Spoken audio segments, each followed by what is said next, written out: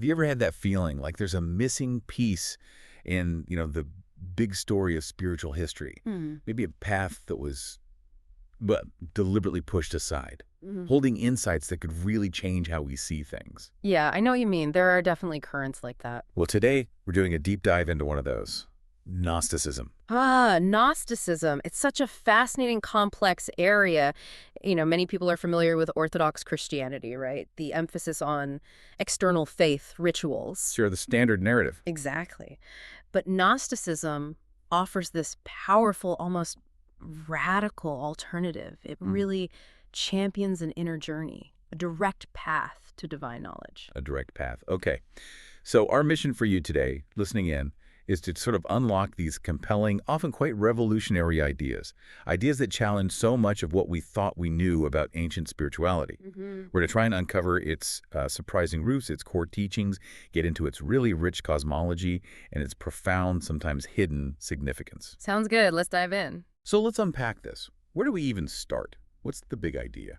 Well, I think the first thing to grasp is that Gnosticism isn't just another religion on a list. It really presents itself as a fundamental revelation. A revelation. About what? About the very nature of existence, and crucially, about the soul's journey towards, enlightenment. Okay, that's a big claim. So what's the core belief there? At its heart, Gnosticism posits that this physical world, the one we experience every day with our senses, it's actually seen as a kind of shadowy realm. Shadowy, like not real or less real? Less real, perhaps. Flawed.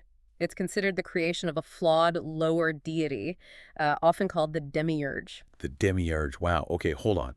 So the creator of this world isn't the ultimate perfect God in their view. That's the Gnostic perspective, yes. It completely reframes our relationship with reality and the divine. If this world's creator is flawed. But what does that say about us living in it? What does it mean for our existence here? Precisely. And that's where gnosis comes in. This is key. Gnosis? Yeah. It means knowledge, right? Yes, but not just intellectual knowledge. Like reading a book, it's more profound. An intuitive knowing, an inner revelation that sort of cuts through the illusions of this material world. Okay. Like an insight. Exactly, an experiential insight.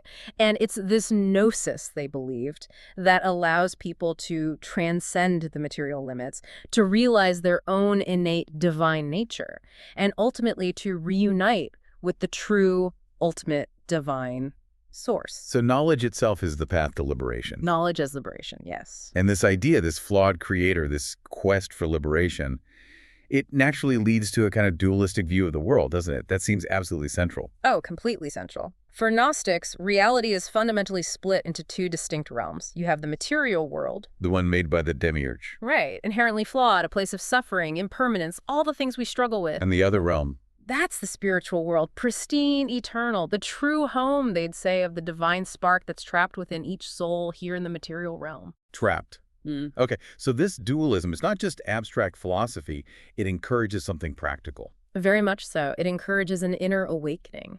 It's basically a call to look beyond the illusions of the material world, to reject its values in a way, and search within for that connection to the spiritual. Given how? Different these ideas are. Where did they even come from? Did they just appear, or was it a mix of things? Definitely a mix. A rich synthesis, actually. Greek philosophy was a huge influence, especially Plato. Plato, how so? Well, Plato's idea of a higher realm, a realm of perfect forms, an ideal reality beyond our physical senses. Sure, the theory of forms. Right. Gnostics took that basic concept and adapted it into their own dualistic structure. But they emphasized an even sharper separation, maybe a more antagonistic one, between the flawed material world and the superior spiritual one. Interesting. So Greek thought was one thread. What else? Jewish mysticism was also incredibly important, particularly traditions related to what later became known as Kabbalah. Really? Kabbalah? How did that connect? Well, those traditions already emphasized the hidden nature of divine knowledge, complex layers of spiritual reality, emanations from God. Gnostics really resonated with that. So how did that influence shape their own, map of the universe, their cosmology? They developed these incredibly complex cosmologies, elaborate systems full of multiple divine beings, archangels, eons, all described as sort of mediating between the human soul down here and the highest unknowable God way up there. Wow, intricate stuff like the Kabbalistic tree of life, maybe, but with a Gnostic flavor? Something like that, yeah. But with a very specific Gnostic explanation for the origin of evil and suffering tied back to that flawed creation. And it wasn't just Greek and Jewish influences, was it? I've heard connections to Eastern religions mentioned too. Absolutely. You can see threads, certainly. Zoroastrianism, for instance, with its core idea of a big cosmic struggle between light and darkness. That resonated strongly. The dualism again. hmm And also, you find parallels with some Eastern ideas, maybe like in Hinduism or Buddhism, about transcending the material world, seeking spiritual liberation, escaping the cycle of rebirth. It mirrored that Gnostic desire to return to the divine source. So they were really drawing from a wide pool of ancient wisdom, weren't they? Kind of weaving it together. It seems so, a remarkable fusion of diverse ancient thought, yeah. Okay, so if that's the philosophy, this blend of ideas, hmm what did they actually read? What were their sacred texts? Because the ones associated with Gnosticism offer such a radically different perspective, especially on Jesus compared to, the mainstream New Testament. Oh, completely different. One of the most famous is the Gospel of Thomas. Right, I've heard of that one. It's not like Matthew, Mark, Luke, or John, is it? Not at all. No narrative story. Instead, it's a collection. 114 mystical sayings attributed to Jesus, often quite short, cryptic, enigmatic. Sayings, like Proverbs. Sort of, but deeper. They're less about telling you what happened and more about provoking direct spiritual insight. It constantly pushes you to find the kingdom of God within. It's all about introspection. The kingdom of God is within you. That's from Thomas, isn't it? That's a key theme, yes. Yeah. And the famous line often quoted is, the kingdom of God is inside of you and all around you. It really captures that emphasis on finding divinity internally and not externally. Such a powerful idea. But then there's another one that really shakes things up, especially regarding roles within the early movements. The Gospel of Mary. Yes, the Gospel of Mary, attributed to Mary Magdalene. And what's striking is how it portrays her. How so? It presents her as a prominent spiritual leader, someone with an exceptionally deep understanding of Jesus' teachings, maybe even deeper than some of the male apostles, according to the text. Wow. So it directly challenges the patriarchal structures that were starting to form in early Christianity. Absolutely. It highlights crucial spiritual roles women could and did hold. Mary Magdalene is shown having profound spiritual insight, receiving special revelations, and teaching the other disciples. It's a powerful counter-narrative. And these texts, Thomas, Mary, Yeah. they weren't widely known for centuries, were they? Until that discovery in Egypt. Exactly. The Nag Hammadi library discovery in 1945 was just monumental. Imagine finding this jar full of ancient papyrus codices hidden away for maybe 1,600 years. Incredible. What else was in there? A whole range of Gnostic scriptures, texts like the Apocryphon of John, for example. That one lays out the really detailed Gnostic creation myth, how the demiurge messed things up, creating the physical world, trapping divine sparks. The story we were talking about earlier. Right, and how Jesus came not just as a historical figure, but as a kind of cosmic revealer of truth, a guide to help liberate souls from this material bondage. Finding these texts was like uncovering a secret history of early Christianity. Which brings us to maybe one of the most startling reinterpretations in Gnosticism, Right. how they view the Old Testament. Yes. This is where it gets really challenging for traditional perspectives. In many Gnostic systems, Yahweh, the God of the Old Testament, The God of Abraham, Isaac, and Jacob. that very God is often equated with the demiurge. Wait, with a flawed creator, not the ultimate God. Correct. This is a huge departure. Instead of being seen as the benevolent, all-powerful creator, Yahweh is sometimes portrayed by Gnostics as flawed, perhaps ignorant of the higher spiritual realm, or in some texts, even arrogant or malevolent. Definitely not the ultimate divine source. So, the Genesis creation story, how did they read that? Well, if Yahweh is the demiurge, then the creation of the physical world in Genesis isn't this act of pure divine goodness. It's seen more as the creation of this trap, this flawed realm, designed to ensnare those divine sparks within humans. Wow. And the Garden of Eden story. Adam and Eve. Also completely reinterpreted, the fall, eating the fruit from the tree of knowledge. For many Gnostics, that wasn't a sinful act of disobedience, it was actually an awakening. And awaken. Yes. An awakening to spiritual wisdom, to the possibility of gnosis. It wasn't about sinning against the demiurge. It was about gaining the knowledge needed for liberation from the demiurge's world. It flips the whole concept of the fall on its head. That's genuinely radical. It recasts the entire foundation of human nature and our relationship with the divine, doesn't it? It absolutely does. And their view of Jesus naturally also diverged quite significantly from the emerging Orthodox view. How so? Take the virgin birth, for instance. For many Gnostics, the virgin birth wasn't necessarily about a literal physical miracle. It was often understood symbolically, Symbolically. As what? as representing the descent of divine wisdom, often personified as Sophia, into the material world. It signified the arrival of a higher spiritual consciousness, a connection to the divine, breaking into this lower realm. The emphasis shifts from, biology to spiritual meaning. Okay. And what about the crucifixion and resurrection? Those are absolutely central pillars in traditional Christianity. How did Gnostics see those? Again, often symbolically or differently.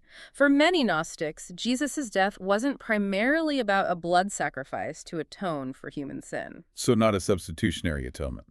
Less so. It was seen more as a demonstration of spiritual transcendence over the material world, showing that the spirit is superior to the flawed physical realm and its limitations, including death. And the resurrection. That became a powerful symbol of spiritual awakening, of rebirth for the individual soul now. It emphasized the soul's potential liberation from its material bonds, its own resurrection into gnosis, rather than necessarily a physical resuscitation of Jesus's body back then.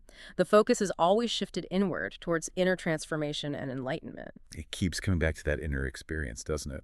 Which makes their views on women, which you touched on with the Gospel of Mary, seem even more significant, especially for that time. Definitely. I mean, this is one of the most striking aspects of Gnosticism when you look at the context of the ancient world. It's often progressive, or at least different, approach to femininity and the role of women in spiritual life. How did that manifest beyond Mary Magdalene? Well, there's a real power and reverence given to the divine feminine principle itself. Figures like Sophia Wisdom are absolutely central. Sophia. You mentioned her in relation to the virgin birth symbolism. Right. She often plays a huge role in their creation myths and salvation stories. Sophia's journey, which is often depicted as a kind of fall from divine purity due to her desire for knowledge, and then her struggle and eventual redemption.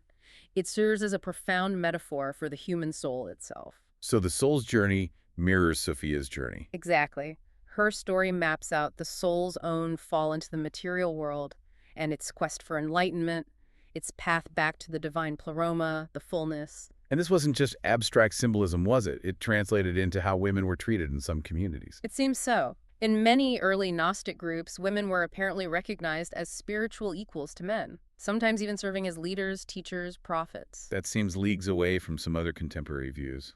It really does. Texts like the Gospel of Mary, as we said, but also others like the Gospel of Philip, explicitly highlight women playing these critical roles as disciples, as teachers, as bearers of divine knowledge.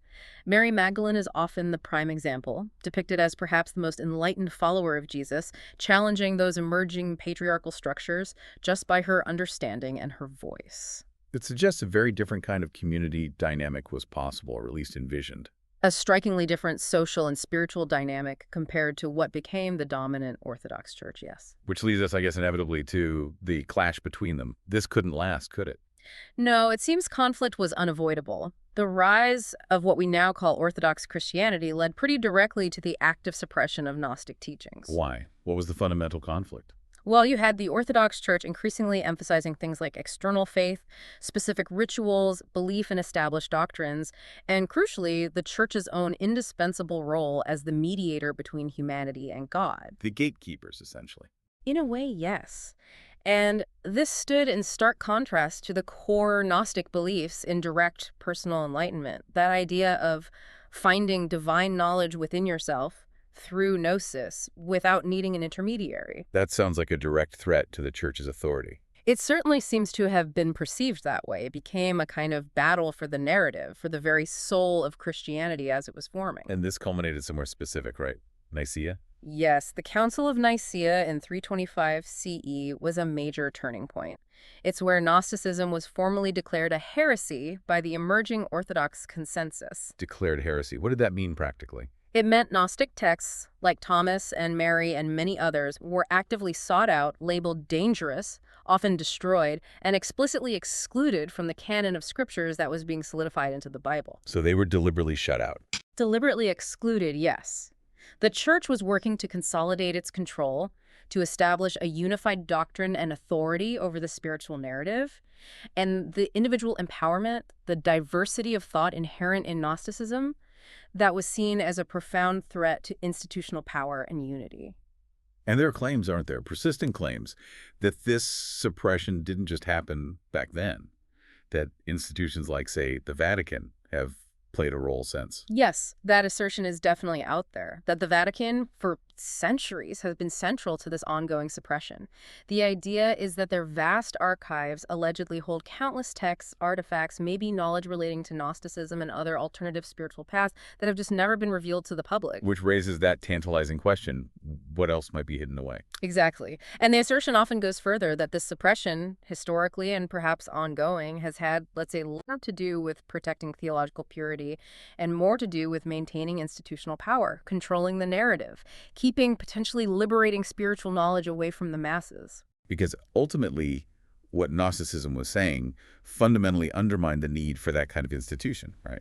In many ways, yes. Gnostic teachings basically assert that salvation or enlightenment doesn't come through the church acting as a middleman, or even just by believing the right external doctrines handed down by authority. That comes from within. It comes from within the individual through that direct experience of gnosis. And that idea that you hold the key yourself was, and perhaps still is, a revolutionary concept that inherently threatens any institution built on being the sole gatekeeper to divine truth. It really takes the power back to the individual seeker. Precisely. And, as cracks in that long-held secrecy maybe begin to show with texts like the Nag Hammadi Library, now widely available and studied, more people are awakening to these ancient ideas. They're seeking truth and divine wisdom within themselves, much like the Gnostics taught centuries ago. So just to kind of wrap this up for everyone listening, Gnosticism, it really offers this unique, quite profound path to spiritual understanding. Mm-hmm. It emphasizes that inner knowledge, finding the divine spark within you. And it offers a strikingly balanced view, often, of feminine and masculine spiritual principles. It feels like a timeless quest, doesn't it? This search for inner truth, for a direct connection to the divine. Gnosticism feels like one expression of that, echoing down the ages. Like a kind of beacon for spiritual liberation, perhaps, urging us to look beyond the surface appearances of the material world. Which leaves us with a final thought, maybe for you to ponder on your own. If true wisdom really does reside within each of us, as the Gnostics believed, how might recognizing our own innate divine nature right here, right now, how might that reshape our personal quest for understanding, for meaning, for fulfillment today? Especially in this age, flooded with external voices, all claiming to have the answers. It's a powerful question. Does the answer lie out there, or does it start within? Maybe that shift in focus is the beginning of the journey itself, awakening to that divine wisdom that, according to the Gnostics, resides within us all, embracing the transformative power of gnosis.